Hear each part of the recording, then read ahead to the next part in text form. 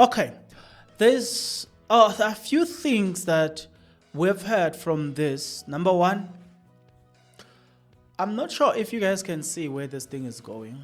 Advocate Tim Nisi tells us that a legal aid board, they are not willing to finance, the preparation of the Section 174. And Nisi is saying, no, I can't. Then you have Uzithulele Nxumalo who says, I've made up my mind, money or no money. I'm going to do the application on the 15th of August. They will be filing that, and then you have Ramsipile, for instance, who says that no, I will be going ahead. And then you've got Advocate Mshololo, who's simply saying, no, I do not want to, or we are not applying for Section 174. First of all, I want you to tell me, what do you think of that? Why do you think accused number 5 specifically chose not to apply for 174?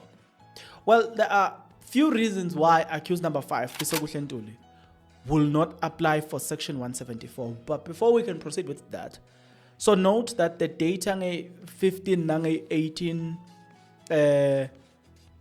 that's when the filing will proceed. But I think, if I'm not mistaken, the argument will be held on the 25th of August. That's when we will have the arguments in court concerning this. Now, think of it this way. If you are accused number 5, you are already serving 6 life sentences. So when you apply for Section 174, what are you applying for 174? When you have nothing, 0 to lose, 0. Let me tell you this. Accused number 5, even if he was to be sentenced to life imprisonment, can I tell you this? From what I've heard and understood, there's no life imprisonment upon life imprisonment upon life imprisonment. What they will do is that you are sentenced to life imprisonment, the punishment will run concurrently. So in other words, it's like he's still serving 1 life sentence. The other 5 is just there, but at the end of the day, it's like he's still serving 1 life sentence. So it really doesn't make sense whether he gets sentenced or not. To him, it affords him the opportunity just to see people, because he is now classified as a high-risk individual sentenced to life imprisonment. Because of that, the prospect of him seeing the sun and what, and interacting with people, with ordinary people, are very slim. So he only gets that time when he goes to court. So why must he file for 174? To be quite honest, why must he file for 174? As opposed to all the other accused. I can tell you now, the state, if they want to argue, or if these people get sentenced, from accused number 1 to 4, if they get sentenced, the state can still convince them that lighter sentence still serves you good. Especially in times, will be more vulnerable, and accused number 1 will be more vulnerable to that, right? So the state can approach them and say, give us, or be witnesses against Ms. Kelly Kumalo. I'm making an example. If you testify against her, then we give you a lesser sentence. Do you see what I'm trying to say? With that being said, but you can't give accused number 5 that, because the sentence are running concurrently. It changed nothing for accused number 5. 0. So because it changed nothing, in this case, he really has nothing to lose except the reputation to say, you took the life of Senzo Meyiwa. That's the only thing that he probably doesn't like. But otherwise, the sentence, to me, I see nothing for accused number 5. But we'll come back to that because it is important. We'll look now at accused number 4. We also need to look at the disagreement within the lawyers. That's what we are now getting. That's what I sensed today. That's what I heard today, especially after Ramsepile had said something, you can sense the tension between this the defense lawyers. But before we can proceed, let's start here. If you're not yet subscribed, what are you waiting for? Because to subscribe, it is free. To like the video, it is free. To comment in the comment section below, it is free of charge. To like the video, it is free of charge. You can also join. Click the join button. Become a member of this YouTube channel. You will pay from as little as 20 Rand a month. You can also make use of the Super Thanks button. You can donate from as little as 20 Rand a month as we proceed. Okay, so let me address this. We'll come back to the tension. Accused number 1, even if he is sentenced, he's probably going to get around 5 to 6 years for the previous cases. The case that stand the chance of sending him to prison for longer, it is the one of Senzo Meiwa. So notice that accused number 2 does not have any pending cases against him and any previous conviction. Because of that, it makes him more vulnerable if he is found guilty by Urata, and we are going somewhere.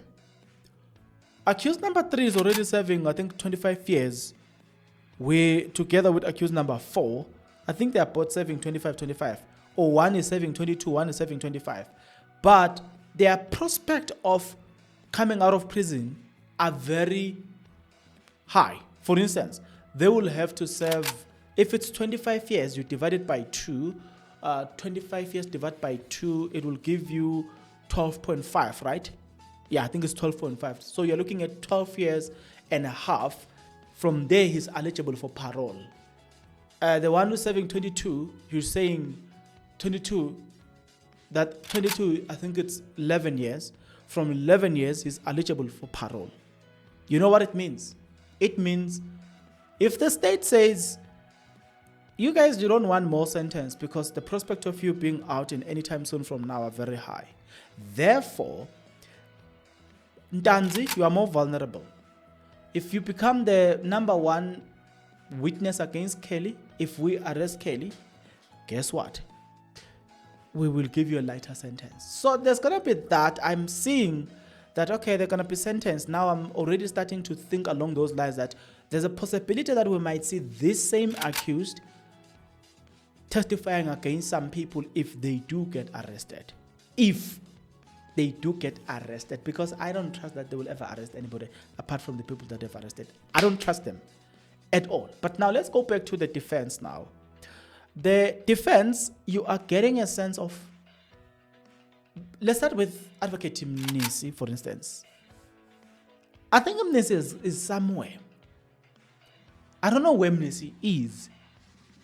I can't confidently say Mnisi is here, but I don't know whether he's fed up or what, but there's something, man, has maybe triggered Mnisi or what, but Mnisi, he's somewhere where you don't want him to be there. He's angry. He doesn't give a damn, not even a swimming pool. He does not care, that guy. That does not care that comes from the point of, from a sense of disappointment. Like, it's like he realized something that he wasn't aware of before. So he's gotten to that point where he's fed up. Like, you can sense this thing that something, man, is bothering him, and there's something that doesn't sit well with him there. That is where the fed up part comes in. For me, he's coming from that angle. So I'm listening to Attorney Ramsepile saying that it will be upon someone's conscience to decide whether they are not, and whether they are up filing for this or not. You get a sense that lawyers have gotten to an extent where they are saying, that's what I saw, they are saying, you know what, at this moment, I'm doing this for free. I'm gonna do it for free. That is what you are hearing from the likes of Atene Ramsepile, and give him credit for that. From Umnisi, you are hearing a man who's saying, I did the reading of 40 something pages and what for free. That's what I heard from him. I did it for free. You can't be asking me to do it for free yet again. In fact, you guys have the money to do that. He went as far as saying I should not be here convincing legal aid to fund these processes. I should be sitting there folding my hands. Legal aid should be here with the accused having the conversation, not me. But now I'm supposed to convince legal aid. Like, he's getting where he's tired. That's why he even said that you guys think that this is about money. I'm stubborn because of money. No, I'm not. It's not about money. In a way, I'm of the view that if he's offering his professional services, he must be paid. I'll give an example. Sometimes when I consult with lawyers that I know, I often ask, guys, can I pay for what I want to consult for this and this? And then it will be the one who will say, the ones who will say to me, no, don't consult, don't pay for that, don't pay for consultation, tell us your problem, we'll give you a solution. And most of the time they've given me free solutions. But I cannot pretend, or I cannot act like they are indebted to me. Now they need to give me free services. No, it's their professions. They went to school for it. They need to get paid for it. So I understand where Mnisi is coming from to say, hey, I must get paid. It's what I went to school for, right? I've already done some favors here, reading over 40,000 pages for free, because that's what I had. Now, you guys are sitting on top of millions and millions there. You just don't want to give it to me. No, that's not right. I get it. It's not only frustrated at that, but I get it. There are millions and millions. But you guys don't want to release them because it's me. No, it's not fair. And I fully concur with him. It's not fair.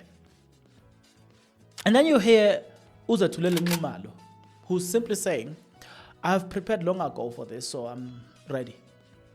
But at the same time, did you hear how it's like he was taking a jab at Ramsipil? No, go and rewatch that when he addressed after Ramsipil. That happens after they came back for lunchtime. That happens there towards the end of everything. That's where it happens. So you get a sense that some kind of like a disagreement amongst themselves. Advocate Tim Shololo, I was looking at that and I was like, but she stated from the morning that for us, well, my client says we shouldn't be applying for that, so doesn't matter. I've already explained a lot about accused number 5, that actually, if there's a person on the Sons of Mayo trial that will not be affected by anything, even if they are sentenced to whatever 15 years, what it doesn't affect him. That judgment will run concurrently, so it really doesn't affect him much, right? It can affect him in a sense of being classified as a dangerous criminal, even how he's treated in prison.